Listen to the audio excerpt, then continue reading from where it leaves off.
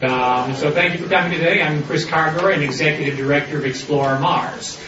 And thank you for coming for our International Space Station and Mars panel. Before we get to our panelists, I just first want to thank a few groups who helped us put this together. First of all, the MIT chapter of SEDS, the Students for the Exploration and Development of Space. Without their help, we would not have been able to get this venue and have all the help to get this arranged. So thank you very much, everybody from SEDS. I'd also like to thank the Boston chapter of the National Space Society, who publicized this quite a bit and helped us put it together, and are going to help partner with us in a whole series of ISS and Mars programs we'll be doing around the country. So we'll probably mention a little bit about that a little bit later. As I said, ExpIoreMars is the primary partner in this, and we're a new organization that was founded earlier this year, but we're off to a quick start. We've just launched a Mars Education Challenge, challenging teachers around the country to come up with Mars-related curricula. We're going to be launching an ISRU Challenge next year, and In-Situ Resource Utilization Challenge, $50,000 prize, challenging people to come up with reactors focused on sample return missions. So you'll probably be hearing about that. And if you haven't signed up for our email list, we'll send you postings on all these programs, as they develop. We also have a lot of new programs coming up, a new magazine coming out in the next month called Mars Exploration Magazine, and a talk show called Mars Talk. The first guest on that show will be planetary scientist Chris McKay, so it should be pretty exciting. At any rate, now to our panel. Okay, on the far right, we have, and this is a change in the program. Unfortunately, Mike Raftery from Boeing couldn't make it tonight. He went down for the space shuttle launch, and it kept getting delayed. And of course, it didn't go off today, so unfortunately, Mike was down in Florida for no reason. But in his place today, we have David Smith, also from Boeing, and David's the project manager for mission design at Boeing. Next, we have Ed Hodgson, who's technical fellow at Hamilton-Sundstrom for the Space Systems Unit. Then we have somebody who's very familiar here at MIT, Dr. Lara Young, who's the MIT Apollo Program Professor for Astronautics and Professor of Health Sciences and Technology. Next, we have Joe Cassidy from Aerojet. He's Business Development Director for Emerging Exploration Technology. And our moderator tonight is from NASA HQ. It's Sam Shamini, who's Deputy for the International Space Station. Sam, you want to take over right now? Thank you. I'm quite interested in your Mars Talk program. Will you be fixing people's Mars vehicles like they do in Car Talk? That's right. If you fly us there, we will. All right. Thank you all for having us here. We're going to change a little bit what we originally planned on doing. I'm going to have Dave Smith come up. He's got it on a short timeline here to give his presentation. Then we'll go through the panel discussions. Then I'll come up and talk a bit. And then we'll start off with some questions. So, Dave Smith.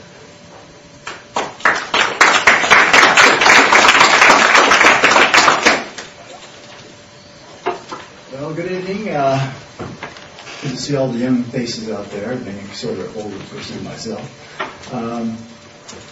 Let's start off with, first of all, something for Mike Rafferty. He is Deputy Manager for the Space Station at Boeing. My job, I work for Phantom Works. I'm the mission design person for Phantom Works, and I'm going to talk to you a little bit about International Space Station and the role it can play in Mars architectures. So let's have the first slide, please.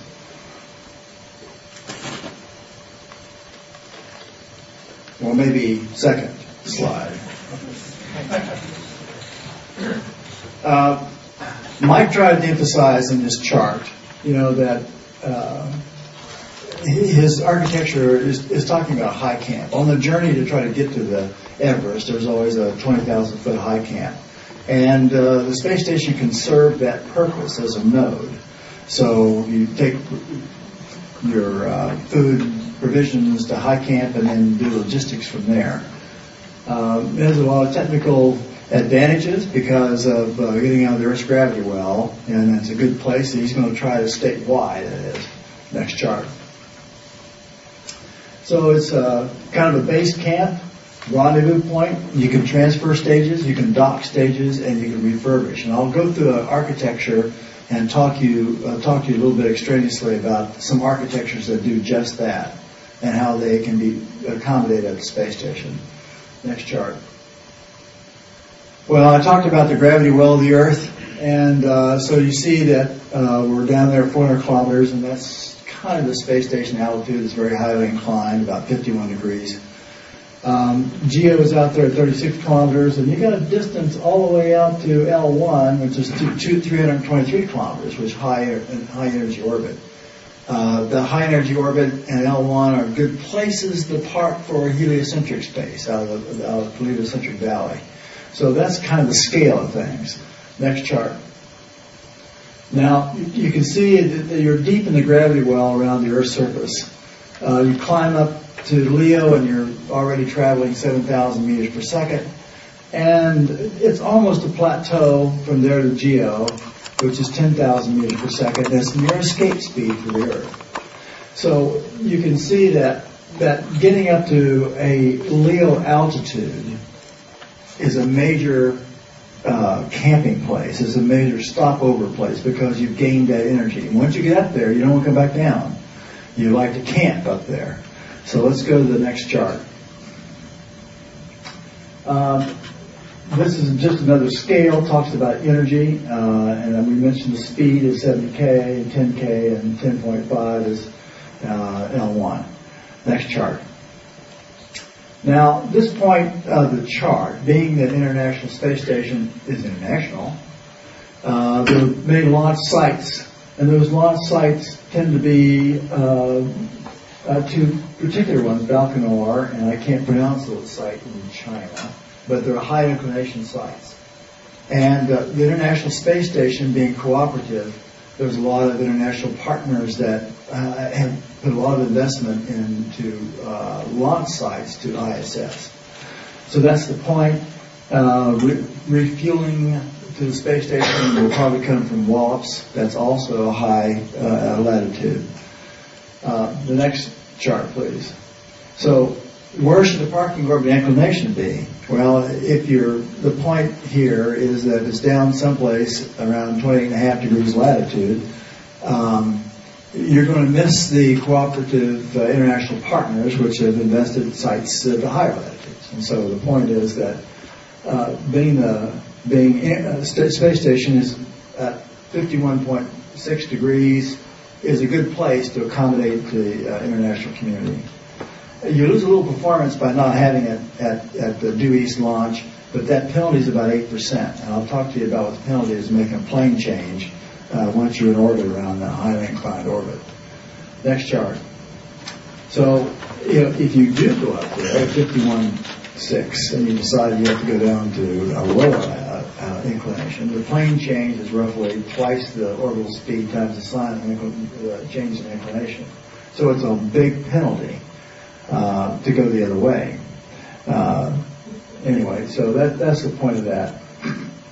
ISS orbit allows all the major launch sites without expensive plane change penalties.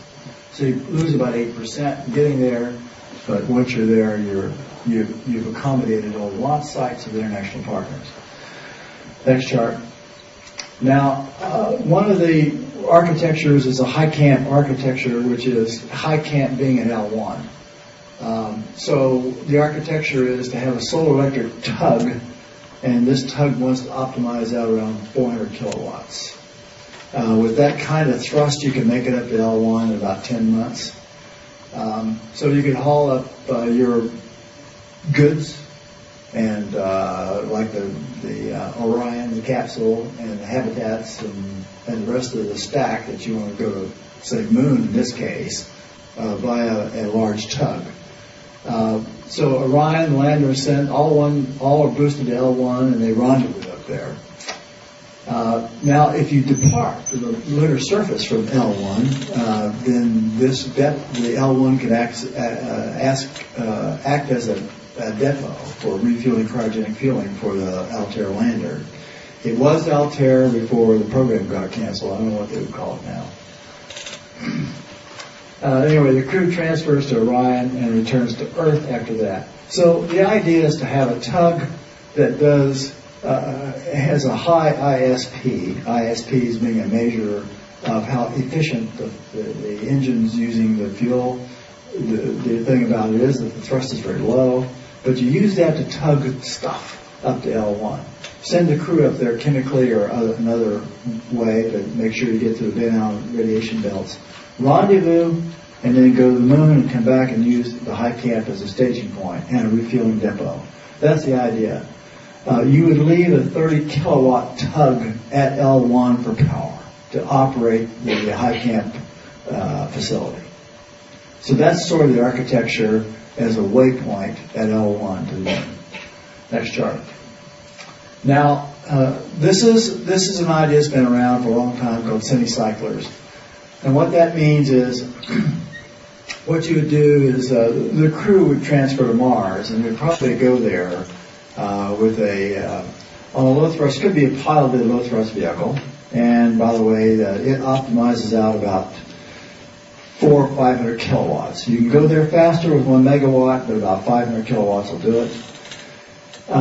What you would do is pre-position a cycler, a low thrust tug, somewhere near Mars. So that's step stage. So after you launch and go there, you would get off and do a direct entry with the crew. That set tug would then come back to Earth as a cycler for refueling and refurbishment.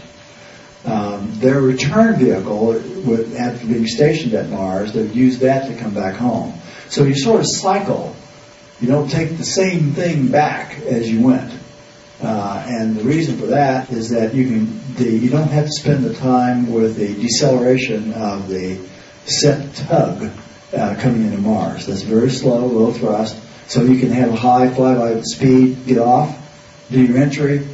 There's a vehicle there to catch and come back. So this is a sort of an alternate called a Mars cycler.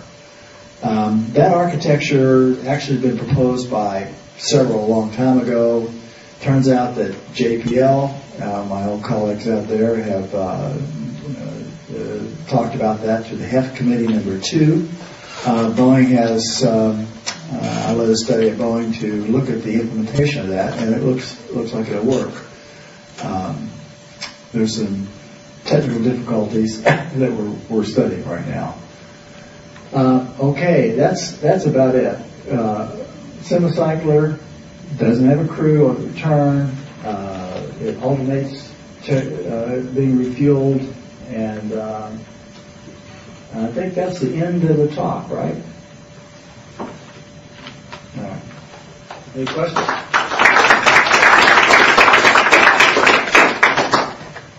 Any questions? That was kind of a fast. One right there in the middle.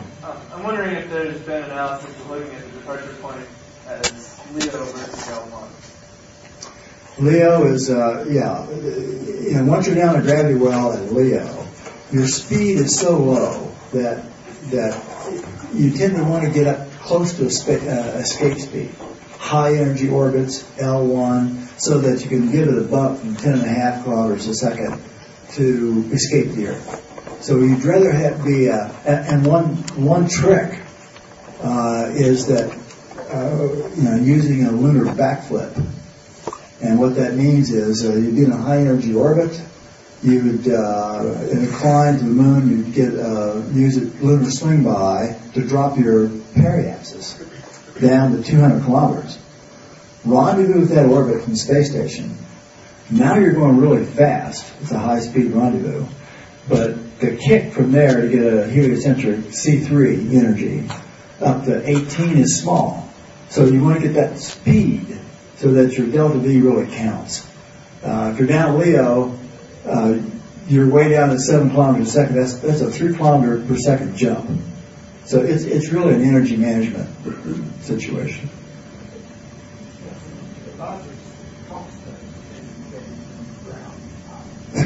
You bet. That's that well we talked about, right? Well, one of the things that I like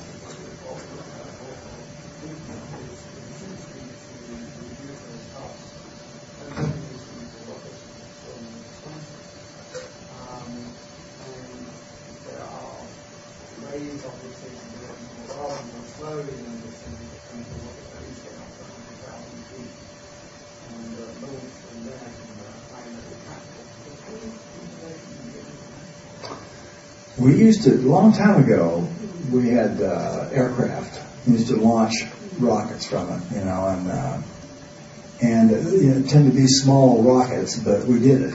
And in fact, the first aircraft, I think, was, I don't want to say F-15, but what was it? X-1 did it. Yeah, X-1 did it. And then there was another aircraft that we actually, F-4. F-4 launched a satellite in orbit from F-4. So it's been done, but it's the payloads are very large. Right, but I think there are discussions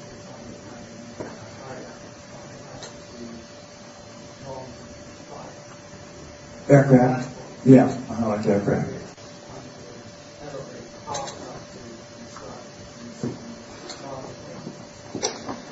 It's all about the efficiency and the energy and trades like that. And we may revisit everything before things are going right now. Thank you for your question. Some research and science architecture, including the ISS, that the ISS is the orbit before any actual launch occurs. I mean, within 10, 20 years max, and then not be launched at 1:30 by the time you get to the ISS is gone. Is that a risk? I don't think so. Can you repeat the question? I'm sorry. His question is maybe the risk of having an ISS not there in a Mars time frame of the 2030 time frame. So that and the risk would come certainly not for station keeping or deorbiting. You know, there's enough energy with power to and refurbishment to keep the space stations, you know, up there. In fact, they do that regularly. It drops from 400 down to 300 and boosts it back up again. But political funding is even more of a serious risk. And I, being an engineer, have no clue about things like that. These gentlemen might help you. I think there's another way here in the bank. I'm sorry, go ahead. Being an engineer, you might be able to answer this question. Based on the current propulsion technologies, it seems like it would take a rather long time. Do you think it would be better to spend more money instead of setting up logistics for, let's say, a 3-month trip to try and invest money into designing a more efficient propulsion system like the Vasmir plasma propulsion system that's being worked on? The answer to that is, as an engineer, I think I've long wanted us to make a breakthrough out of the chemical limit of 450 ISPs into something that has high thrust and high SI speed like a Vasmir engine. But what happens is, and I'm not certain why, you need a project or some drive to demand that sort of technology, I believe. And that's why it's never happened. Always the missions have always preceded the technology and created the draw. I would like to see the other way around a little bit, investment in technology, and I think most people would. It sort of get us out of this, we have to use this kind of a thing, or we're limited to the kinds of things we have now. I'm not sure why that is, but that's the way it works. Any more questions?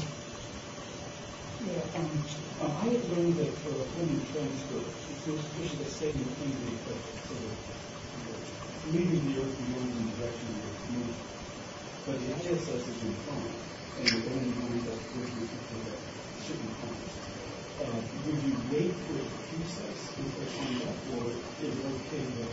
It's okay, because at infinity, you can't tell the difference in information. So once you escape speed, that's a local problem. But once you get out to infinity, it's essentially perfect. Yeah. That's a local issue, right. And once you get out to infinity, the Earth looks like a little ball, you know, so. You aptly point out that at the heart of all this is the political will to do these things. If someone were to put you on the spot and ask you, to think out of the box and think about how you would generate or how you would stimulate that political will, what would you do? Fire everybody? No. I think I'd be searching for a charismatic leader about now, and I'd probably pick a good panel of very well-known Americans to try to come up with one. I think we're leaderless, and without the leader, without the rudder, you're not going to go anywhere. You're going to sort of roll in circles. So I think that's what I'll concentrate on first, is finding somebody that would, stand up and lead us somewhere. Are you speaking about a political leader, or are you speaking about someone in the industry, or like yourself? Or I'm not sure where they come from. It's hard to lead from the sidelines. So it would have to be somebody, I think, within NASA. Maybe, I'm not sure what his background, where he would come from, maybe from industry. But would step in with a vision and enough charisma to weld everybody toward doing something that we can all get behind. Right now we have Congress designing a heavy lift launch vehicle, and they're the least qualified people I know to design a heavy lift launch vehicle. I've never seen that, and I worked on Apollo, so it's a first for me.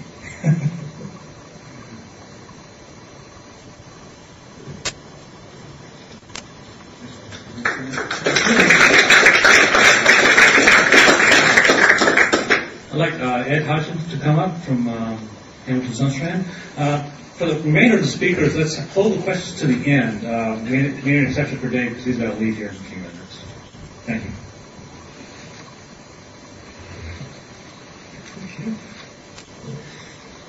Well, thank you guys for making it here. It's, I think, remarkable that you chose to, and a very encouraging thing, given that it's after 5 o'clock on a Friday afternoon, and lots of people are saying it's Miller time. So I'm really delighted that you're here. I'm delighted with the topic. I think it's an interesting one. I've had the hope of being involved in a Mars mission, supporting the spacesuits that work on Mars for a long time in my career. And I am unfortunately facing the reality that that's not going to happen while I'm still working. That's a disappointment, but it's a disappointment that I certainly am dedicated to the proposition that folks sitting out here are not going to face. And that means we've got to get working now. We have to work effectively. I found the topic intriguing. It's been very fashionable for some time to really bash the International Space Station, as we spend so many years going around in orbit, we're spending all this money, we're not going anywhere, we're just staying around Earth instead of doing the things that we really want to do. And I certainly can sympathize with that feeling. It's frustrating not going as far or as fast as we want to do, to feel that we're marking time. And so when we ask ISS and Mars, what's the relationship? If we look at these pictures, and we can say, there's not a heck of a lot of relationship. We're 100 miles from Earth instead of 40 billion miles away at the best.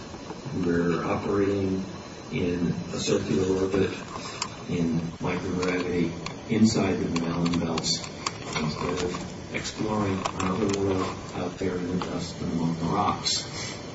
So that's kind of a starting point perspective, but it ignores some realities of the situation.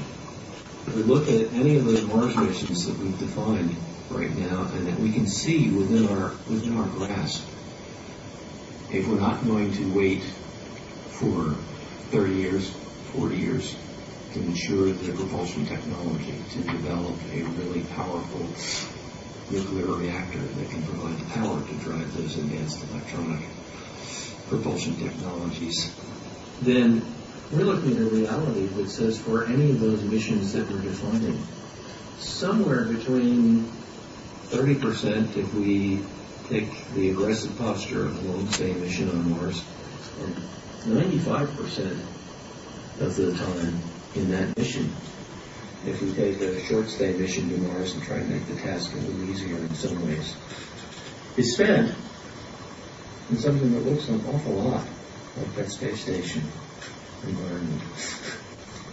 Microgravity, operating in space. So, in that sense, this becomes a very relevant platform for us. And so it's important to address that. The other piece of it is, if we look at those realities, the shortest of those missions that's within our grasp with some assurance sometime soon is a mission that's 2 years long. It's primarily spent in microgravity space. And that says that we've got a bunch of challenges that we have not really addressed yet and that we're learning about. During those 2 years, we know that the crew is likely to be losing bone mass, muscle tone, cardiovascular fitness.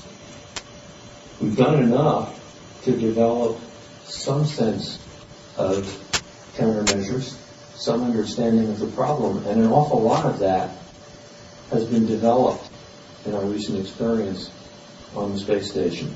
It's paying off right now, and it's already been paying off for those Mars missions that we hope to run in the research. And we're not there yet. We haven't got that problem right. There's a lot more research to be done on those kinds of problems. So that's, in the near term, a very important payoff. Beyond that, we look at what are the technologies that we need, what are the challenges of those 2-year-long missions. And the answer is, I need robust life support systems. The mass penalties for the propulsion technologies that we have right now say I've absolutely got to reduce the mass of everything that I'm trying to send on that Mars mission, especially down to the Mars surface, to the minimum that it can possibly be. And that means closing the loop on more and more of the expendables and life support materials that we need.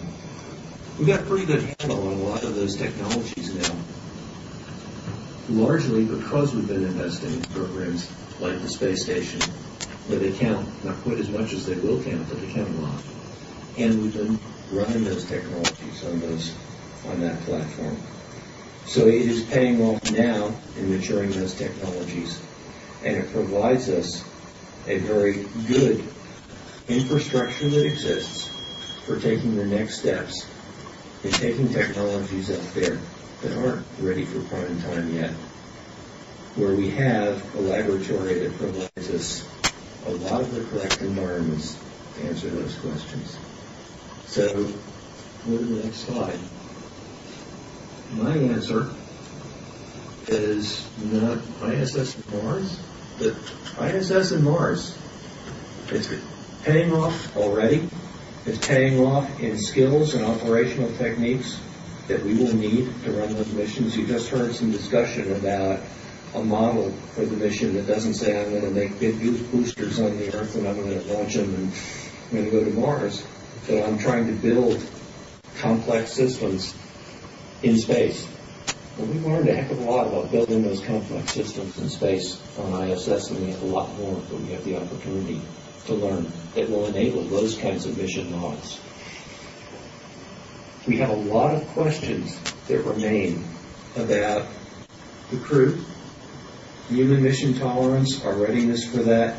Talked about the gravitational questions. There are questions about radiation exposure. There are questions about crew confinement, crew operations over very long periods of time. There are questions that we don't really have a good handle on closed environments for as long as those Mars missions will be. And we're answering a bunch of those as we go through this. So, primary research questions that we are answering, that we have an opportunity to answer a lot more, and technology questions that we have an opportunity to answer, and answer well over time. So I took a quick picture from my perspective of just how much relevance do we really have there, and tried to paint it. So in terms of what's the commonality, if I look at the transit missions, the ISS environment provides me commonality with an awful lot of the things that I need to address. There are a few obvious holes where it simply doesn't fit, and we're going to have to think our ways around that. It operates inside the Earth's magnetic fields. It protects us from space radiation, and we aren't going to answer those questions on ISS. Not for the transit mission and not for the surface mission on Mars. It has been developed with a choice that we're operating in Earth normal atmosphere. So it will only answer some of the atmospheric questions for us. They're questions of long-term exposure to high levels of carbon dioxide, which are our technology basis we're certainly going to face on the Mars mission. We're facing it on the station now. As we stretch out residence times there, we can look at some of those effects and measure them in a real research environment. Make sure we've got them answered. We have nutrition questions. Right now, we basically provide fresh nutrition on a mission-by-mission basis, and we're not really answering those questions. When we go to Mars, we're going to need to provide them the nutrition that the crew needs, leaving from Earth and then coming back 3 years or more later. So we need to look at those questions. We have an opportunity on station to run that kind of research, to answer those kinds of questions. Logistics questions. How do I maintain a complex system of the kinds of things that we want? How do I store all the things that I need for a mission? What do I need? What is it that's really going to break? What isn't going to break? How do I organize my stuff for that?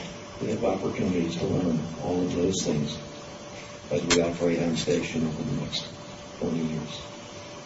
So, to me, the answer is absolutely. It's very relevant. There's a great deal that we can learn, and what we need to do is to bring to the table the flexibility that we will need to learn those things in terms of our crew rotation plans. Right now we've got a pretty well set up crew rotation that's I'm bringing people up and I'm bringing them back in after about 6 months. And the astronauts are going to like that because at least there's some flight opportunities for them. The docs are going to like that because it's something that we know and we feel really safe with. We really need to look at, should we be, as we go forward on this, extending crew rotations to times that are comparable to these Mars missions? Are we open to that? Can we experiment with nutrition over longer periods of time? How do we structure the logistics?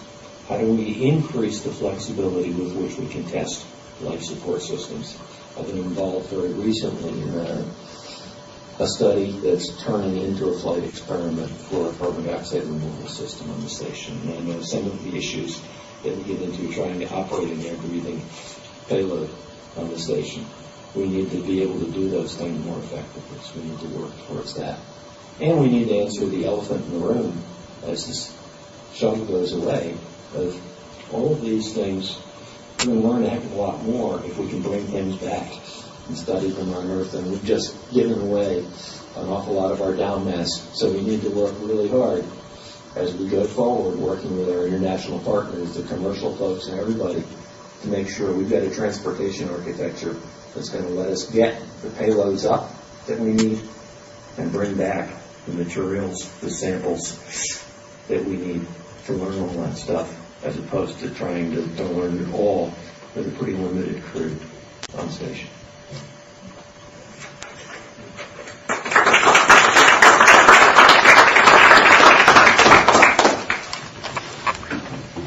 At the end, like Dr. Larry Young, come up.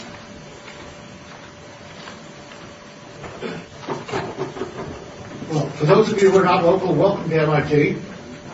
Let me do with you something that we do with our undergraduates, with our freshmen most years, and there are some of my graduate students in the audience. I want an honest answer. How many would like to travel into space? Okay. Next question. How many would like to go to Mars? Okay, that's easy. How many How many would volunteer for a Mars mission if I told you that the odds of a safe return were 1 in 100? You know, that's about what it is in the shuttle. Right? Okay, so how many? Okay, how about 1 in 10?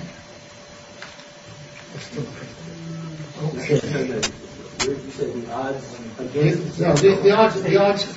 I'm just telling you, what if the odds of a disaster, or you're not being able to come back, were 1 in 10? You had a 90% chance of return, going to Mars.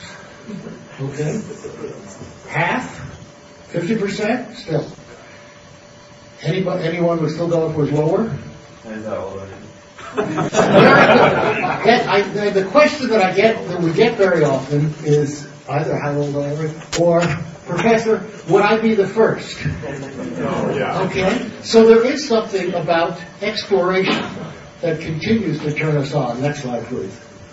It turns us on, since it has in the days of the glory days of exploration, when Magellan set out, it wasn't at all clear what he was going to find. Clearly, it was not the Spice Islands were not the ultimate return. Similarly for Columbus and the others. And we have Mars up there as an inevitable next step in human space exploration. And I don't think that the enthusiasm for participating in exploration, by which I mean feet on the ground, that has not disappeared. Next, please. You all, I think, are familiar with the Tsiolkovsky quotes that the Earth is a cradle of mankind, but you'll have to get out of the cradle at some time. It is time for us to get out of the cradle. Next, please. And we are not, in this room, the first people who became interested in those wanderers, which was the early name for the planets. And I won't take the time to go through the timeline of interesting observations from the Egyptians and the Babylonians, right through the great ancient discoverers in the classical era of Greece. But just jump ahead to Schiaparelli, 1877, by which time he had a decent telescope and was getting fairly good pictures or images, hand-drawn images of Mars. You see one illustrated on the lower left slide, and you see those straight lines up there. You know what those are. You know what Percival Lowell thought they were. They were canali. Right, and canali, which is what Schiaparelli named them, when the literature was taken over by the Brits, became canals. And they were literally thought to be canals which were there to carry water from the Arctic regions down to the tropical regions for irrigation. Consequently, there became this interest in what is going on in this nearby planet. Next, please. And by the time the War of the Worlds came out, the H.G. Wells novel, there was a lot of popular consideration of the Martians. And of course, there have been a host of B movies have been made about the attack of the Martians. But tremendous interest in what is our nearest sister planet like? What would life be like there? What kind of life might have been developed in it? Has there ever been life? Will there ever be life? Can we terraform it? Is it quite aside from the question of whether it's worthwhile? Next slide, please. Okay, so, and I think you're all familiar with the Orson Welles 1938 radio show, which scared the bejesus out of New York. About you remember that was Martians are landed. You know, if they're so smart, why did they land in New Jersey? Is right. Anyway, they were landed in New Jersey and were marching on New York. A big step toward reality was taken by Werner von Braun and colleagues, coming out of the tradition that had been already developed in Germany as well as in Russia by now the Soviet Union, and summarized in his book with Tom Petty, the Mars Project. And here on the upper right you see the von Braun torus, a large rotating disk, because it was well recognized at that point that microgravity might not be the healthiest place for humans. But if you could replace we're not really talking about missing gravitational forces, but if you could replace the net inertial forces on your body by something else, namely centrifugal forces, you might be able to have people live more comfortably. If you look carefully in the lower right of that torus, you see, for scale, you see two little astronauts on the surface. Well, the idea of artificial gravity as a way of replacing the missing gravito-inertial forces has in fact had its ups and downs, and I like to say it's spun around many, many times. And it is something which has once again come to the fore, and I'll show you why in a moment. Next. Let's see if we can play this.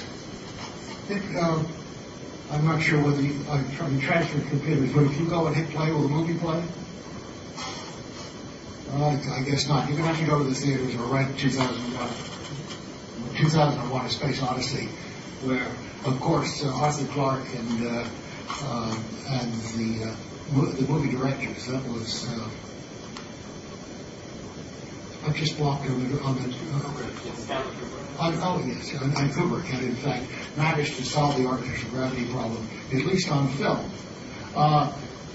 Ways of approaching the notion of providing artificial gravity as a substitute were worked out in the 30s by Nordung in Germany, and here was his artificial gravity spaceship. If you look at the little astronauts that you see near the center hub, and if you go all the way out to the circumference, you can get a sense of their size as they're working at their workbenches, showering, and so forth. And he even had the foresight to design spiral staircases, which of course would be necessary because as you traverse from the hub to the rim, Coriolis forces would tend to push you off to the side of the stairwell. If you had a nice spiral staircase, you would just be walking straight ahead at all times.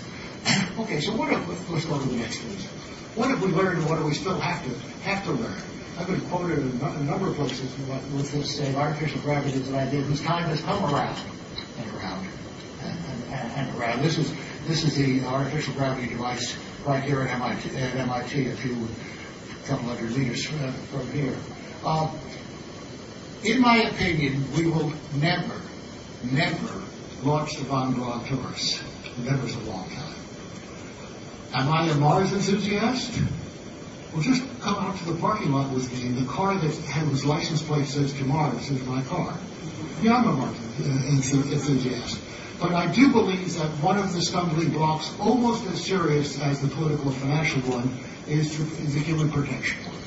Here I think we do not currently, despite all of the advances step by step on the countermeasure development, we still do not have an adequate way of assuring the safety of an astronaut on a long-duration voyage to Mars. They're probably better than 2 years on the surface that you want, and then a long return.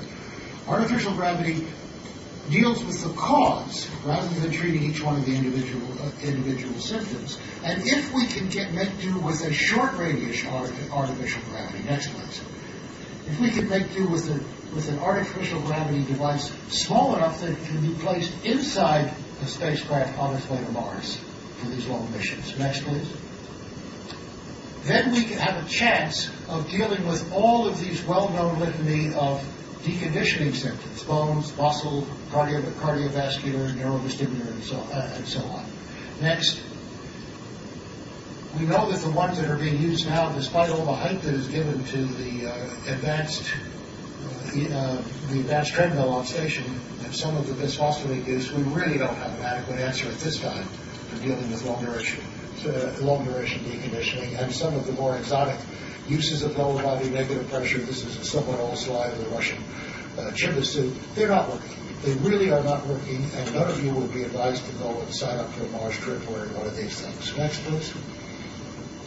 Okay, so what are the choices that are being made? Since we're not going to be able to afford the large centrifuge, we have to see what the practicality is of a small centrifuge. And by a small centrifuge, I'm talking about something whose radius is small enough that it conceivably could be put inside a spacecraft, up to 2 meters in radius. Why 2 meters? Because 2 meters will allow the tallest astronaut you're likely to get to spin standing up with the axis of rotation just above his or her head.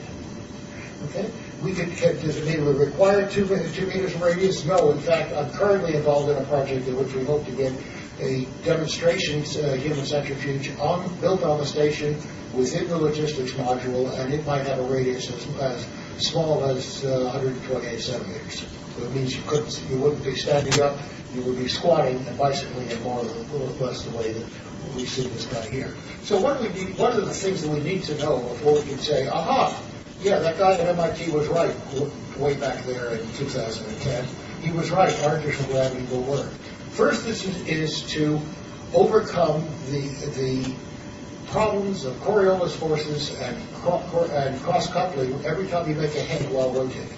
Every time you make a head movement while rotating. And that's another 2-hour talk, but I will just tell you that it works. We know how to go and incrementally adapt people so that they can make head movements while rotating. Some of the people who have done the work are sitting here in the audience.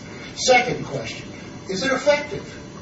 Will it replace the missing gravitational forces? Well, based upon the experiments that we've done on the ground, using bed rest as a surrogate for weightlessness, the answer is yes, it seems to be.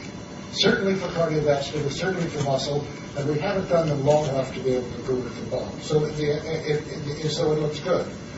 So what's the third one that has to be, the third question that has to be answered, and that is, will it work in space? Will it be effective in space?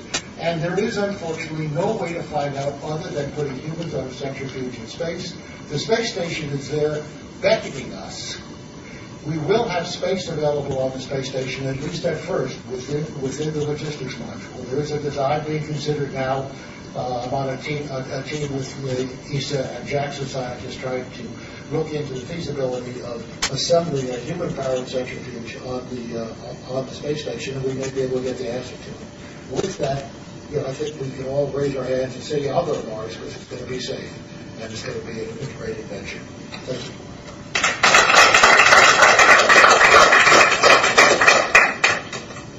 Thank you, Larry. I'd like to have Joe Cassidy from Robotic next.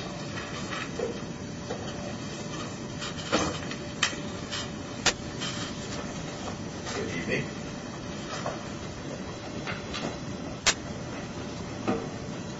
Just going to launch into the first chart here. My talk it's a nice segue actually from some of the talks that we heard earlier. I wanted to thank Dave for the setup there with the architecture, looking at SEP. Someone in the audience asked about Casimir, and had made the very salient comment that the one thing that we have to develop in order to really do any of those really high power devices is the power. I've been working in electric propulsion for something over 30 years now, and our rule of thumb for those of us who work in the business is don't get ahead of the power. And so I'm going to talk a little bit today about where we start to run into trouble developing devices like this. And by the way, for the person that asked that question, electric propulsion devices are flying. We're on the, you could call it a spectrum toward working toward Casimir. Actually, some devices that have higher thrust to power than Casimir are actually flying right now on Air Force satellites. And in fact, right about now, I'm performing orbit raising on that satellite. But that's another story. So the story that I'm going to tell you today is that we have been doing this kind of development work for a long time. Unfortunately, as we move into something like the Mars missions, and you heard the tug and the cycler power levels are getting up into the hundreds of kilowatts, then the modularity that you need in terms of thruster size requires, if you don't want to have dozens and dozens of thrusters, that you go up in power on the thrusters.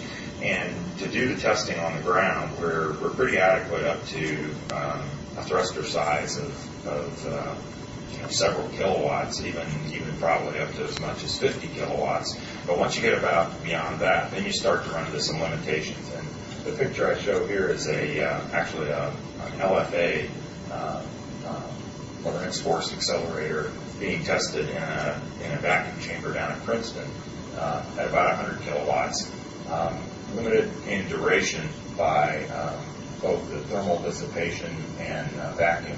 And in terms of making measurements on these thrusters and devices like that, I know that's one of the problems that Franklin and the folks at Astra run into all the time, is when you're testing on the ground, you're always concerned about what are the walls of the tank doing to your measurements.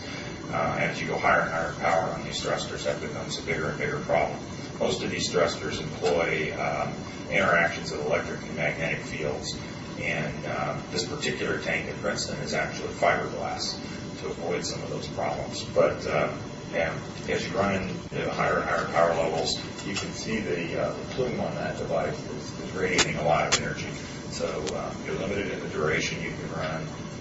Your vacuum level degrades pretty rapidly as you go up in power for the flow rates that you're trying to run. And you have these problems with wall effect. So on to the next chart. So at some point we want to transition into space testing. Before the space station existed, we only had one option to do that, and that's a dedicated flight. I can count on one hand, and if I hide a few fingers, the number of times in the 30 years I've been working on this that we've been able to do that actually, and this is one of them that I'm showing here. I was fortunate enough to be involved with, where we put together a 30 kilowatt payload. In this case, it was an arc jet thruster, and that's the actual payload shown on top prior to being integrated onto the spacecraft. We were initially supposed to have a nuclear reactor power source. This was back in the Star Wars days. We were going to build the SP-100 nuclear reactor, if anybody's ever read about that. But that didn't happen. Once again, don't get ahead of the power. So what we were able to do was salvage this experiment by putting it on an Air Force Space Test Program satellite that had about 2 kilowatts of solar array and putting a lot of batteries on board. And we were limited by the duration of the batteries to about 15 minutes of firing. And we were limited in the ultimate experiment by the survival of the silver zinc batteries, which worked for exactly 8 cycles on orbit before one of them blew up. So, the answer there is it's very difficult to do that kind of energy compression, and little things like battery technology can bite you. But we were able to actually run on orbit and demonstrate that many of the things we were measuring in the ground testing were validated.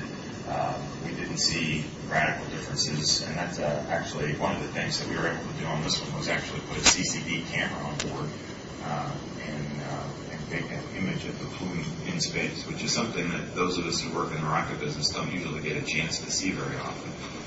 Once our hardware gets up there, you usually don't get a chance to see it. But the problem with this is, as I said, it's very limited, very expensive, and so it's usually reserved for more mature technologies and things that people feel are far along in the development process. What you'd really like is you'd like to have the ability to get up there and tinker with these thrusters a little bit. So, let's take a look at the next chart. That's the beauty of the ISS. It now exists on orbit. It has, in terms of the things that we'd like to have for a propulsion test bed, I mentioned vacuum limitations earlier. Well, vacuum's pretty good up there. It's not the best vacuum you can get, but it's certainly not affected by the flow rate of our thruster. Power's pretty good. The problem with the station right now is that they have a lot of other demands on the power, so we can't get all the power. We'd love to get it all if we could. But we'll take what we can get there. And again, you can put some facilities in place, and I know that Franklin and the folks at Astra are working on a concept right now where they have the ability to run it as much as 200 kilowatts for, again, about 15 minutes or so of duration, which, if you compare what they're having to do on the ground right now, is something like a factor of 100 or 1,000 longer than they can run on the ground. So it's a very good step in the right direction. For something like a 50 kilowatt hall thruster, we could do 4 times more than that. So we're quite happy to look at those kind of accommodations, and we can get some really significant data. The other thing is you don't have any issue with wall effects. We have to look at integration with the station and make sure we don't cause any harm to the station, and that's part of the process they're going through right now. But the station can offer some really unique things. For instance, one of the ways that they're looking at to measure thrust is actually fire in an orientation that would allow the rate of the CMG to be used as the thrust measurement. So you actually see the effect of the thruster when the CMGs react against that, and you know what your thrust level is.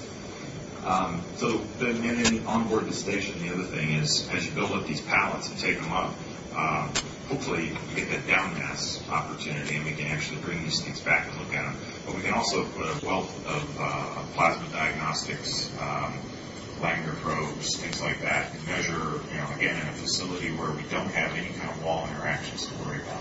So it's a really unique capability. I think it's finally going to come to pass. By the way, we've been proposing to do this since I can remember doing a proposal in the early 90s during Space Station Freedom Days. But I think we were always considered a little too risky for the station guys. But I think now maybe the time has come. And so I think we'll probably see that. And so in this sense, the station is actually setting the stage for the eventual use of these higher power thrusters to get us to Mars and performing a very vital function. Thank you.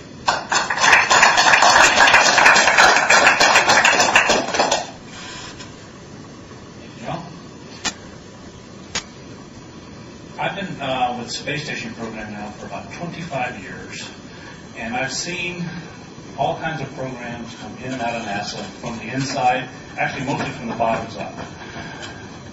I don't know of any other organization in the world that starts a program with stuff we don't have. We come up with pretty pictures, grand visions, makes lots of promises, goes to the media, lots of pictures, movies, astronauts in fancy suits on Mars and rovers, and then when the bill comes, everybody puts their head down and frowns as well. Here we go again. No one seems to be able to crack the code of how we go from what our visions are to reality.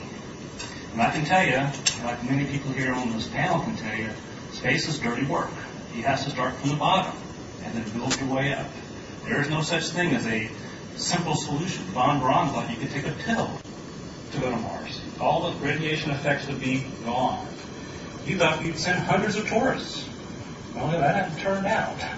All those things, all those assumptions about how we might do things in the future, 30, 40 years from now, are really dreams that never come true. Maybe those are nightmares.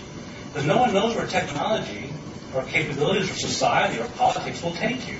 But we can't figure out in the next 10 years where technology will take us, let alone 50 years in the future. That's where Space Station comes in. Space Station was integral to all the Mars studies until recently on how to get to Mars and to the outer planets.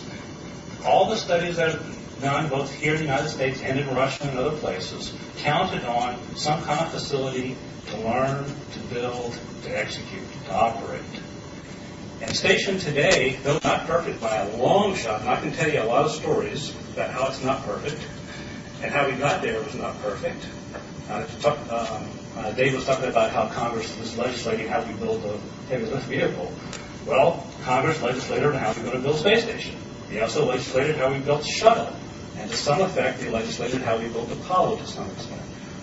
Von Braun wanted the Nova rocket. Congress told him no. You're not going to get your Nova rocket because of cost. Well, Space Station turns that all back around. Station is not just a technical platform. It's a program, a real program in a political sense, in a programmatic sense, in a government sense, in a commercial sense. It's all those things. It has all the elements you would need to go to Mars. I don't know if anybody here in this room or anywhere in the space business thinks we're going to go to Mars by ourselves. We've tried twice, actually. Maybe 3 times, if you include Von Braun during the Apollo period, SEI, and recent activity for the Vision for Exploration. All those were U.S. only. I personally don't believe it. I don't think anybody else believes that we'll have the resources, the technical expertise, the political will to all do it by ourselves. Station offers a model where all those things can come together if we choose to. Many people don't like the space station as a program or a platform because it has all those things. It has a budget. It has a firm political commitment, not only in the United States, but also around the world. Station is much more popular. Do you think Station is popular here in this country? Go to Russia. Go to Japan. Go to Europe. They're very much interested in what happens on Space Station and its future. And in fact, those governments and those people in those countries are counting on Space Station to take them to Mars. They see it as the natural progression. It's only here in the United States that we have this debate. whether this is the right thing to do or not. Station's taking away money that we can go to Mars with. Well, in some cases that's true, but as you heard from the panel, there's all kinds of technologies and human endeavors that we have yet to learn. How to keep the crew alive, how to build exercise equipment, how to operate millions of miles from home with no resupply, no way to turn back. You have to go all the way to Mars to come back. You're talking 9 months, 10 months, a year before you even have a chance to come back. How do you actually manage that situation? And I can tell you on space station, on the limited amount we've had time in space, which is only 10 years for an international space station. The Russians had a combined of about 20 years altogether. There's still a lot left to learn about living in space. We can't keep the regenerative ecosystem running consistently. If we go to Mars, that thing will have to work perfectly for 2-3 years without anybody trying to fix it from Earth like we do today. Fresh food was another one. That's a good example. How many people here are going to eat food that's 2 years old? Think about that.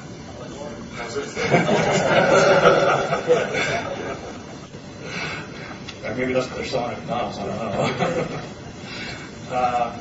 Things of that nature that we have not begun to cross yet. Those boundaries have not crossed yet. We can't operate with humans in space right now without a lifeboat to come back to Earth. You go to Mars, there ain't no lifeboat. You're going there with the stuff you got, and you're coming back with the stuff you got. That's it. There's nobody there to save you. No one to save the mission. All that you're on your own. Communication is going to be delayed a lot. Right now we have almost instant communication, just like you have here on Earth. So those are the things that station can offer. It can offer a political basis here in this country. If you look at the cost for space programs, say station with all its transportation is about $3 billion a year. That represents political commitment here in this country, and the same similar in other countries. For Mars missions, it's going to be orders of magnitude greater. So how do you go from $3 billion to say, $50 billion a year? That's a huge gap in political commitment.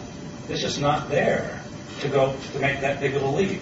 Space station offers the opportunity to incrementally build that commitment all along the way. And along the way, we learn how to operate with people in space, build the technology, the propulsion technology or eclipse technologies along the way. And as you build up, the political commitment will come. It'll come here in the United States, and it'll come with other countries.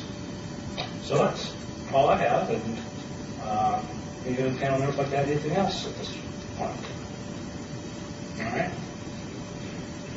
I'll start off with, I have one question that I'm going to ask the panel members, and anyone can answer, is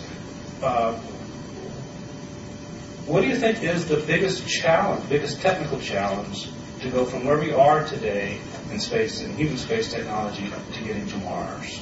What's the technical one? Radiation.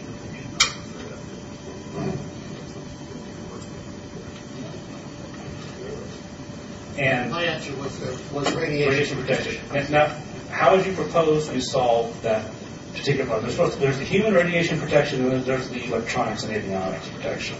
I was thinking of the human, and if I knew, I'd be doing it. We can solve it. All right. Well, for that particular one, theirs is the beginning of a solution on station. Station can't solve that problem by itself because it's inside the Van Allen belts. But there are technologies that can be tested, like the inflatable technology. Inflatable technology is not a panacea. It is not particularly as stable as our aluminum modules are.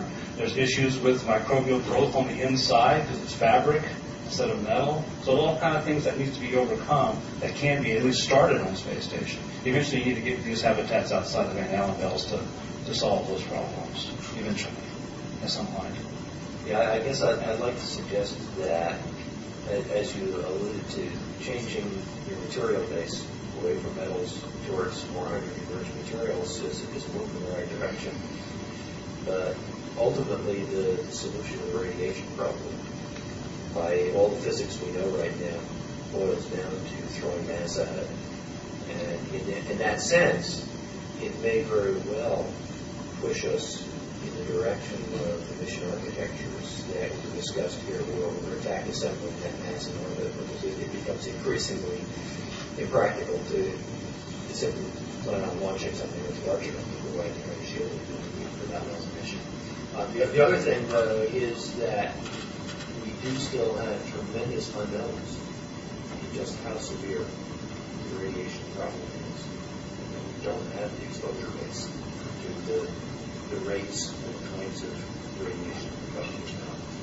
And so, again, experimentation where you start to develop more of that, combining the Earth-based experience and the potential of some pre-flyers working from front station may be a very important question. So I think quantifying the magnitude of that challenge is going to be crucial to us. So whether we need 10 times the mass we think we can deal with now, or 3 times the mass we think we can deal with now, it's a big difference. The other one that I'm wondering about, and I know there's some maybe controversy about this one, but if we had a power-rich system like the cyclers and things, the idea that I think it was Robert Wingley at the University of Washington has proposed about a little plasma bubble, might be effective for some forms of radiation, a mini magnetosphere. I don't know if you all have looked at that at all, but it really requires a power-rich system. Yeah, right. Force field. Right. Yeah, shields. Shields up. Right. There was some discussion in terms of using really large superconducting coils, so the same types that would be developed for the alpha magnetic spectrometer experiment on the station, to see if you could build a high enough magnetic field to inflect your force shield. Lots of practical problems with that. Let me suggest, however, that it's not mass is not the only way to solve it. If you guys would go and work on the energy problem a little bit, so that we could shorten the trip from 9 months to 2 months, that would be a very significant reduction to the risk of the Well, I think in reality, all those are tradable, right? Energy, exposure, trip time, you can trade all those. Okay. And the last question I have for the panel is, what's the biggest policy or programmatic challenge? Don't say budget, because money is always an issue with any private program we go forward with. Election cycles. Well, again, those are realities, right?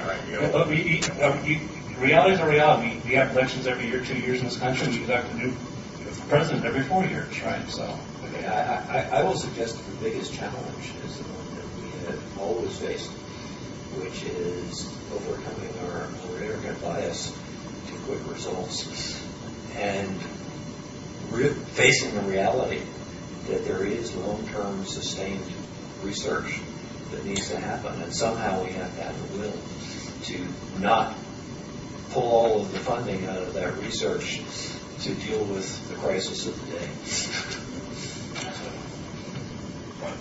That reminds me, one of my colleagues has a chart talking about the work that we do, and he compares it to building cathedrals, where we're generational. I hope it's not that long. I think one of the advantages to having a truly international effort for something like the Mars mission is not merely to spread the cost, but to spread the sense of obligation. I think all of us in this business have been aware of how close the station was to have been terminated at various stages, including quite recently. And it has, to my knowledge, been the international obligations that has kept the U.S. in the game. It's been what we call inside NASA skin in the game. All right. Gentleman right here. You did not mention the time frame that people would need to spend in an attempt to use small or bigger within variation. And also, is there any possible way to incorporate a larger system in the design of Mars rocket system? The essence of the question is the time duration for exposure that we think might be necessary, and also some ways of getting a slightly larger one. On the time exposure, the honest answer is we don't know. There have been several groups who have been doing experiments with bed rest and then take your bed rested subjects and put them on the centrifuge for a certain period. Mostly my colleagues in Japan and Nagoya, here at MIT, and also some starting in Europe. Our best guess where we started is 1 hour a day, every day, with limited exercise. Now, if we improve the exercise capacity, bicycling or squats on the centrifuge, maybe we can bring it down to less than that, and maybe we don't have to do it every day. But the real honest answer is we don't know, and until we get a research facility going inside the station, we won't have the answer to it. But it looks as though it's in that region of between a half an hour or an hour a day. Because that's how long it takes in terms of standing up and walking in place in 1G to overcome the cardiovascular deconditioning that comes with bed rest. As far as other kinds of artificial gravity other than the huge Von Braun torus, yes, you can think of a tethered system, or you can think of a system held together by struts, and that what we're referring to as a medium radius centrifuge, and that might be of the order of 15 meters in diameter. Too big to put inside a capsule, but certainly tying two capsules together would be reasonable. And with that, you could spin it at a moderate rate of about 4 revolutions per minute. The little one I showed you, the bicycle driven, would have to go about 30 revolutions per minute, which is sporty. By comparison, the astronauts today have to exercise 2 hours a day every day. Anything else, sir? Hi, so we talked a lot about the political will required to engage in such activities. And also been mentioned about the role of international cooperation. I guess my question is cooperation really the way forward? Or is competition the way forward? Is it perhaps somehow ingrained in human nature that we need this competitive feeling in order to really take on a task or station? I'm not advocating one way or the other, but wondering if you have any comments. The experience that I've had over the years in space exploration, particularly business in space, space business is international already. It's just not with the government. All the big aerospace industries are all multinational companies. They do business overseas and with partnerships. The International Space Station was the first major, very large international cooperation. NASA's had lots of international cooperation agreements, so it's already there. It's just not generally recognized as a method to do things in space. Since Space Station was a big change in that. That's my answer. Anybody else want to answer that? Yeah, I would suggest that competition is an extremely effective motivator for people. But I think we would look at it more effectively within the opportunity as opposed to competing thrusts to get somewhere. If we use the model of the frontier, the competition that we had within our society was a big driver for that happening. And people competed to sell the materials that the wagon trains would use, and they competed in a million ways, but the people were not fundamentally competitively driven in going to the frontier or exploring in terms of that they want to get there before somebody else who's trying to get there. So to me, we don't need competition at the level of saying, yeah, we're going to beat the Chinese or the Europeans or somebody to Mars. I was going to comment that within the multi-dimension, with all the different technologies and things that you have to do, you can have competition. You can decide somebody's responsible for one work package and somebody's responsible for another work package, and under those you can have competition. The advantage of cooperation is that, as Sam said, the tremendous size of the project, you broaden the pool of potential resources. So, and I think we're looking at that even now on some of the things that we're starting to look at under the new direction that NASA's going in, where there might be potentially a U.S. version of a high-powered thruster and a Russian version and a European version, and we might have a fly-off at some point in the future. So what do you think will be the public reaction when the Washington Post announced that the Chinese have landed on the moon and are planning to set up a habitat? Well, my guess is it depends whether it's during the baseball season. I don't think that competition in the sense that we saw the competition which led to the Apollo program is a viable motivator at this time. Whereas the advantages to international cooperation, quite aside from the financial ones, is, as many of us know, it really does build people-to-people bonds which outlast little bitty crises. Along the same lines, you mentioned the ISS being a foundation to create international partnerships, but you guys have any ideas or suggestions for even ways to think about incorporating commercial partnerships? Well, NASA has started that. Hamilton Sunstrand has a commercial venture. It's a small spotty A system where the space station generating power on a commercial basis. NASA is also developing, we've got commercial partners over with SpaceX to deliver cargo to the space station. So there are opportunities. In fact, getting launch services and other capabilities that the commercial energy feels that they can produce without government development dollars is all welcome. It's all welcome. If I can ask you a question, Sam. Hey, I don't know about this. I think we all recognize that a great part of the success of the Hubble Space Station is in its management of the science through the Space Telescope Science Institute, which is a non-governmental consortium. And now I know that coming out of headquarters is reconsideration of having an institute for managing the science and perhaps technology experiments on the station. Could you tell us a little bit more about that? Sure. The use of space station can be broadly categorized in two flavors: NASA use and non-NASA use, in the way we talk about it. Non-NASA use, things other government agencies, we've got cooperative agreements with National Institute of Health. We got a cooperation agreement with MIT, actually, universities, other commercial industries developing vaccines.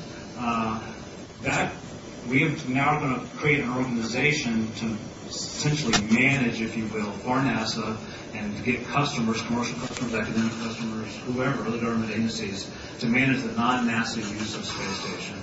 And in December, I forget which day, NASA is going to have an industry day, if you will, to kick that off this December, to open that up. And we'll have, it's going to be a cooperative agreement. It'll be a little bit different than within the SETI Institute over there that manages Hubble. But it'll do similar functions. Similar functions. So this question is to you as well.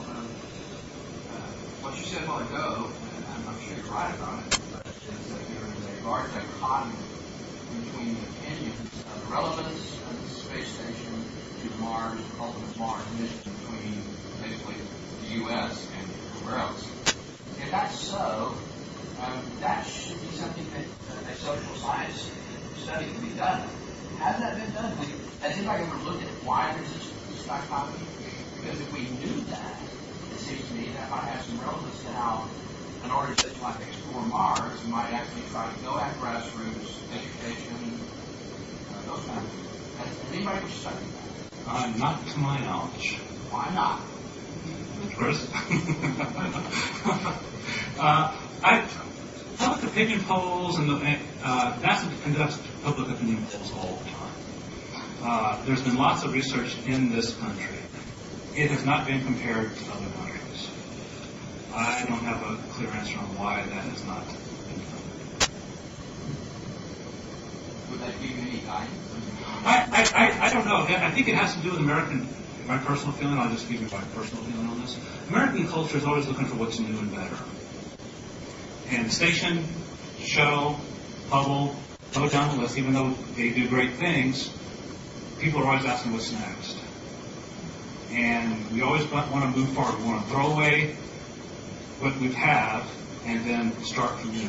Other cultures, Japanese, Russians, Europeans, they all start with what they got and then build off of that. I don't know why we here in this country have the mentality that we do. I don't know. Just a little philosophical discussion.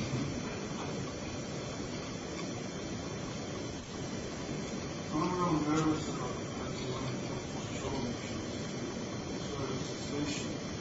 And as far as I know, you need economic elements. Is there enough backup of Soyuz for being reducing situations? Can make those Soyuz up in time in problem situations. And if that is not enough, we are again a possibility. Is there any discussion, really important information, especially talk about as to other areas to support us, and so we get the new system up and well, we are, the space station program, this is a question about the viability of the crew and station and the shuttle going away. We have been dependent on the Russian Soyuz for crew transportation and rescue, which is the other half of it, for quite a long time now. People just aren't really aware of that. It comes into focus when the shuttle's being retired, but we've been doing it for years now. We have Soyuz spacecraft that carry 3 people each on board the space station at all times.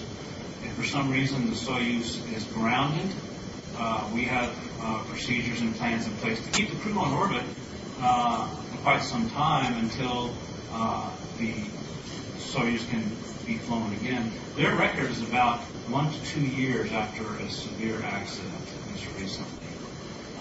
In the early 60s, they did have longer periods of downtime in the early 70s. But recently, it's been well within a year. So we have plans for crew. Cargoes and losing down masses, as several panel members have discussed, is another problem. Having down mass, which is a new capability of the shuttle, we will not get that replaced until we can get SpaceX online. Gentlemen, way in the back. You had your hand up earlier. No? Yes, you. Yeah.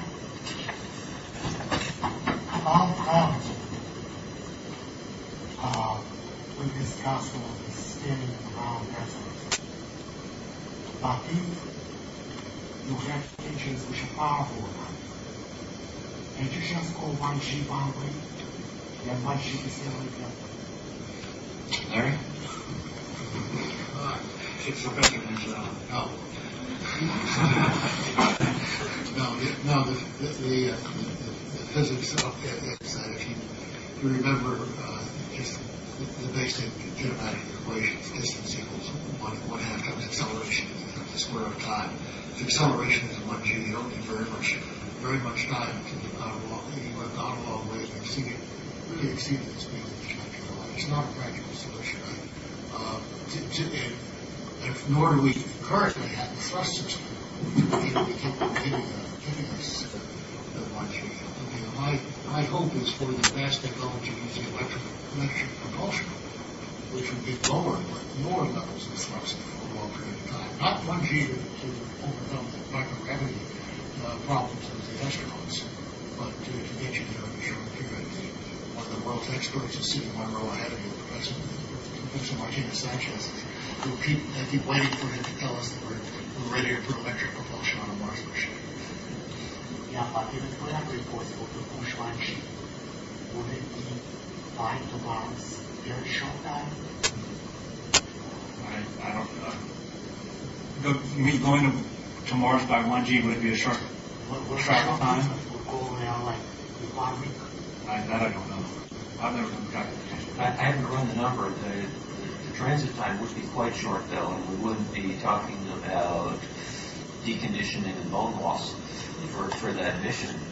But what you have to recognize is that if we did that, the change in velocity that you would have going to Mars and then decelerating for the second half of your trip would be so enormous that with any propulsion technology that we're envisioning at this point, the reaction mass would be inconceivable. That's why I said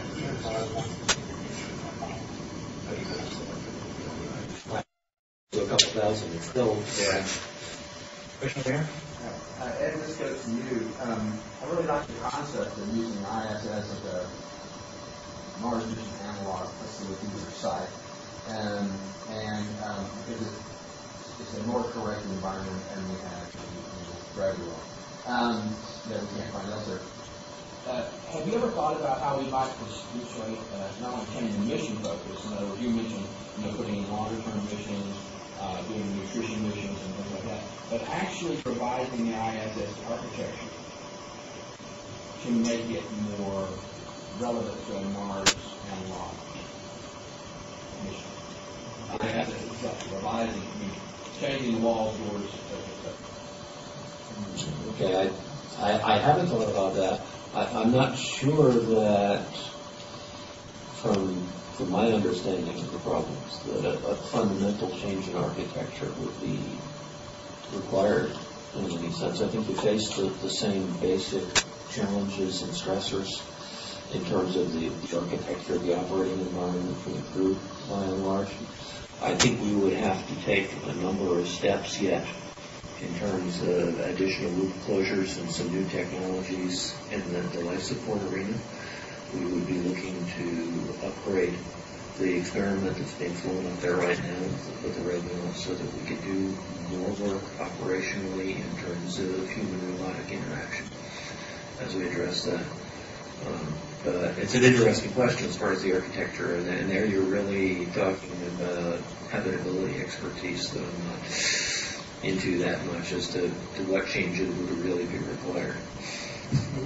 Early on in the previous generation space station design, Fred and even earlier, Fred, you got to cut it,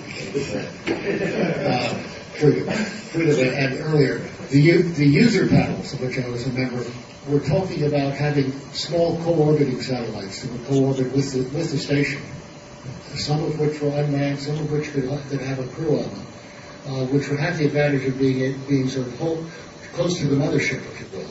So they would not be full-blown independent stations, and yet would be capable of carrying out just the kinds of Mars analog experiments you're talking about.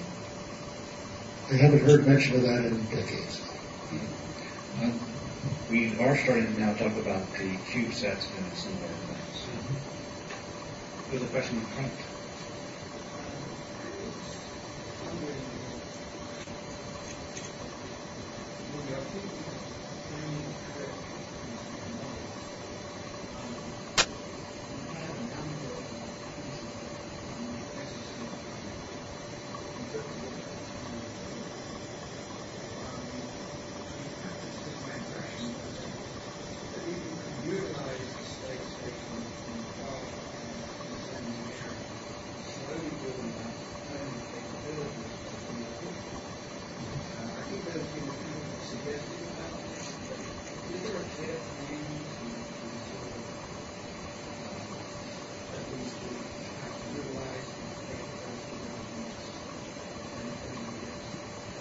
I'll take the first cut at the question was, is there plans or thoughts about assembling a mission in near space station to Mars and other places? That has been studied in the past in previous instantiations of space station. The Russians have actually, this is the only way the Russians go outside of low Earth orbit. Of course, they haven't done it, but all their plans have been in low Earth orbit, near their space station to do assembly, check out. There's a whole business about spaceflight. You don't go anywhere until your system has been checked out, fixed, fully operational. Then you go. It's not like just jumping in your car and just going. Any of the panel members have anything else to add? I would just comment too that just the fact that we assembled the space station for missions that you do plan to do on orbit assembly, it's given us the confidence that can be done. And that was a big question. That was originally a big question whether we could actually use robotic assembly and EVA technology to do complex assembly. And we've proven that in spades on the space station. And they continue to prove that we can fix things that break and all kinds of other things. So we've proven that we can assemble practically anything in space now. We have confidence that we can do anything. assembly-wise. Yeah, as I understand it, the practical logistics question is if you were going to assemble the Mars vehicle other than at Cape Canaveral, where do you want to do it? In space. The space is big. Do you want to do it at the station? Well, we already have lots of screwdrivers up there. Do you want to do it at L1? Well, that gives you a certain advantage. You could think about having, many people have talked about having a fuel depot in which you assemble and fuel your vehicles at L1, and that gets you, as you saw, somewhat up the curve of stepping on your way to Mars. I think it's a good question. It has been asked before. I don't think we've heard the final answer on it yet.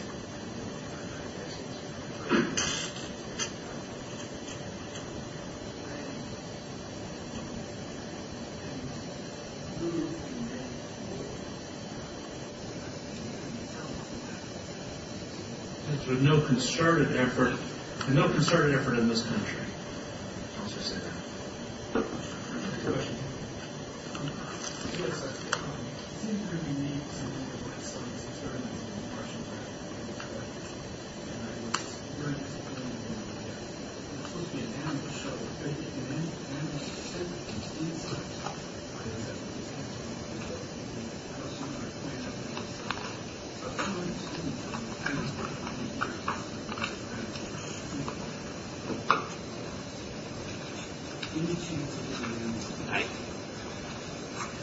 Let's see. A large one, probably no. Small ones, right now there is a capability for centrifuge experiments on a very small scale. We've lost the opportunity that we had to have a larger scale experimental capability. I would say that it would be appropriate. I'm not totally fond of that idea, but it's certainly not logical right now. We work together on the Council of Washington Martian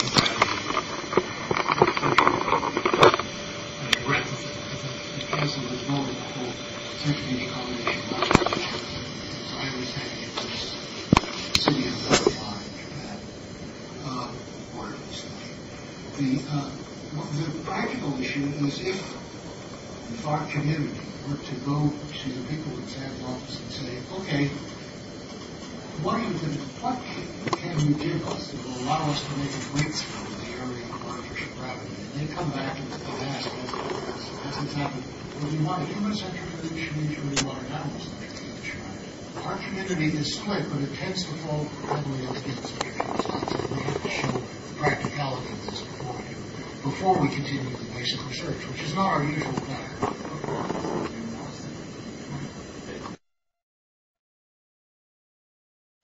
To me, that's making it too simple. It's much more complex than that. It's much more complex. It's many layered. Those are maybe two big layers, but there's a whole bunch of other layers. National pride. Ask people why they climb Mount Everest. They'll give you not just one reason, but a bunch of reasons.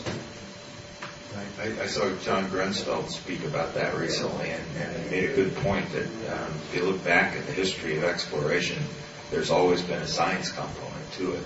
And I think that it's getting harder and harder. It's going to become a more blurred line, and the same between humans and robotics. That we're going to do a lot more together.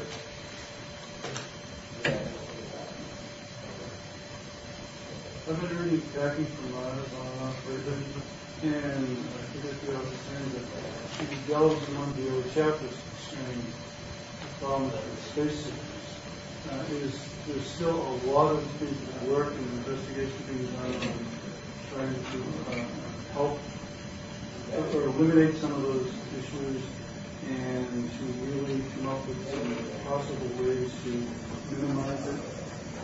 I can do it. Space, for those who are not familiar with it, space sickness, or dreaded space motion sickness, will occur to about 3/4 of us during our first hours in space on our first flight. Current treatment is an injection of promethazine, which is not a terribly dangerous drug, and it works for about 90% of the people. They get up the next morning. It makes you drowsy. You get up the next morning and they're in pretty good shape. So there's sort of an operational treatment, and there are some downsides, both in terms of side effects of drowsiness, so commanders would not want to take it. It usually cures itself within 3 days.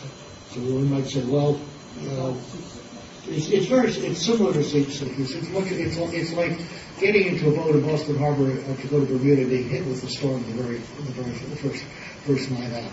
It's a threat. We also have to recognize that it occurs on return to Earth. Earth sickness will occur, and you watch carefully the astronauts getting off the shuttle and how careful they are to make small steps and not make big chemical ones to not cause it. I would say that during the shuttle period, my colleagues and I have learned what causes space motion sickness. We have a more or less satisfactory treatment for the short term. What we don't deal with very well is the long-term adaptation. Will you be steady or unsteady when you get to Mars? How will you deal with the altered gravitational environment of another planet?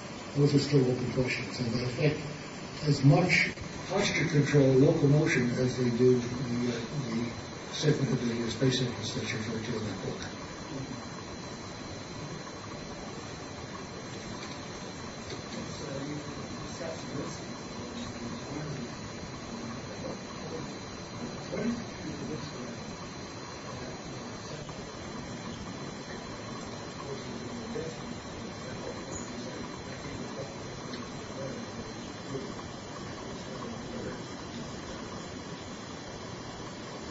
I'm not going to answer that one. Is this a government-run mission or is it a private venture? I mean, if you decide to go bungee jumping, what risk are you willing to accept?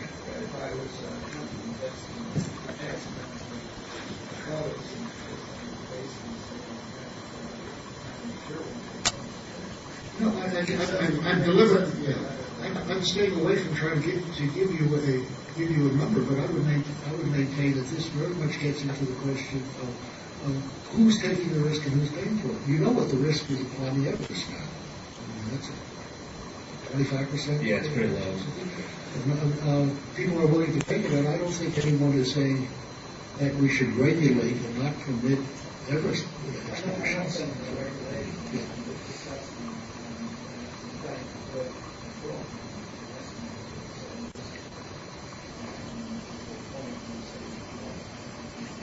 Well, I know what. I know how NASA was dealing with this in the shuttle period, and I think it was all very dreamlike. They came up with numbers which have no basis in fact. We have people risking their lives today in 1 in 100, so you can use that as a basis. No questions. I have a question. Why would it be unacceptable to take a high risk, being an astronaut? It would be quite acceptable that sailors, even nowadays in 2010, have a high risk in 10 years of service to die. And then nobody sheds a tear. It doesn't even get into the newspaper. Or coal miners. Oh yes, and there are many more professions. But I think sailors and travelers into space are perhaps more competitive. I can suggest a couple of things. First of all, the public at large, you and I and all the rest of us, don't really identify very much with the sailors. But the astronauts are very highly visible. And so when those events happen, every one of us, to some extent, dies with them. And that's a risk that is less acceptable to us, whether or not that's appropriate. And of course, the other piece is that when one of those events happens, it is not just the astronaut who is lost, but many billions of dollars of our public investment, as well as a great deal of national pride. In my opinion, and again, distinguishing between commercial endeavors and government endeavors, before any of us should be asked to take a risk, we should be asked, what is the benefit to this voyage?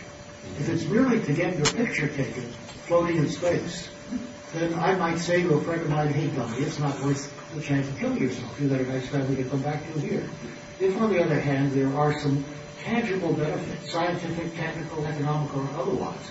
And it certainly is. I mean, why do you think that the whole world made Charles Lindbergh such a hero?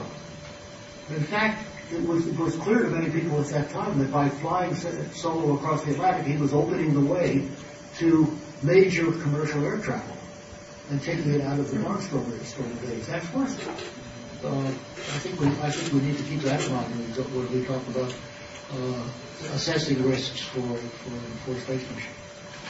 But as we repeated, we know we're talking about a 1% risk with the current class of missions, and it's not likely to get much lower.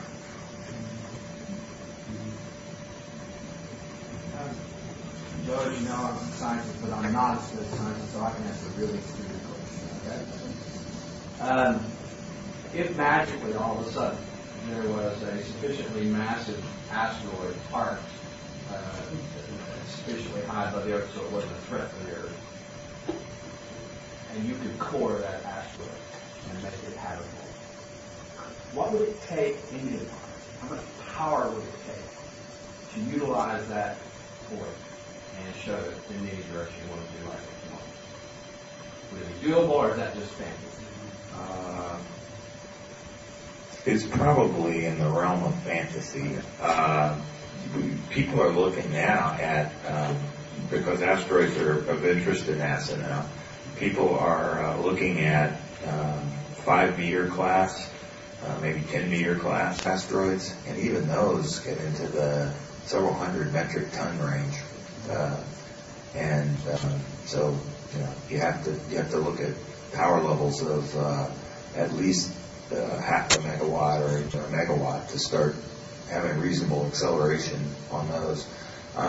That's possible. I mean, you can move those around. Other people are looking at planetary defense and using low thrust systems in a gravity tractor mode. That's been proposed by Rusty Schweikert and some other folks as a means of diverting asteroids. That gets around some of the problems of other things, like if you turn it from a bullet into a shotgun, pellets, that's not so good. But by pushing on it gently, or pulling on it gently in a gravity tractor mode, you can get enough of a delta V on it to divert it and cause it to miss.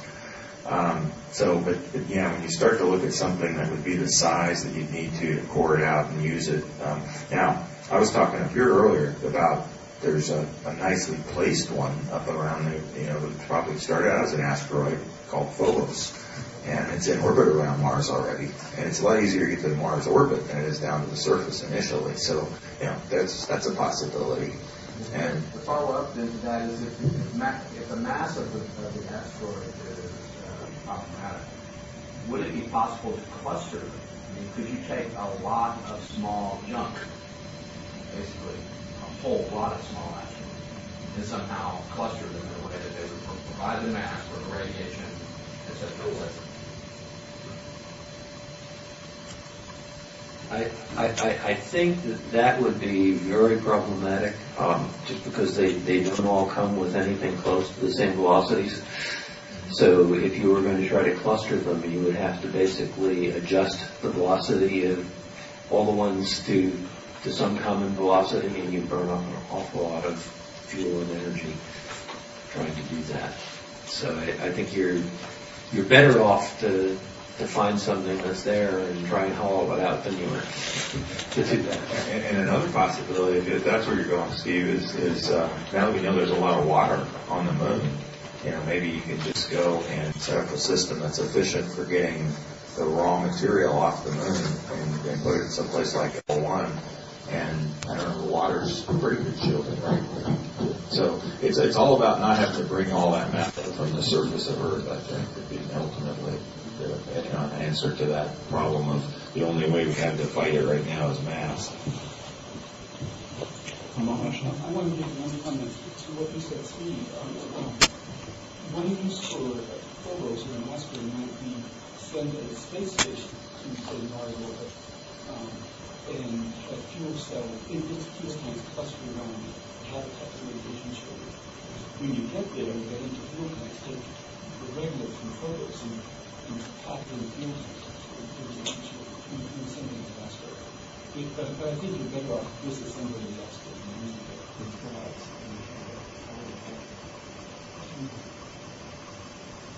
All right, I want to thank everybody.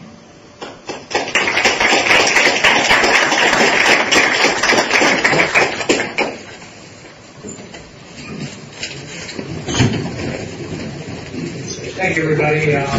Thank you again to the panelists. Very good. I also want to thank Rick Zucker from National Space Society again, and Dora and Chris from SEDS, as well as Ben Corbin and Eric Peters from SEDS.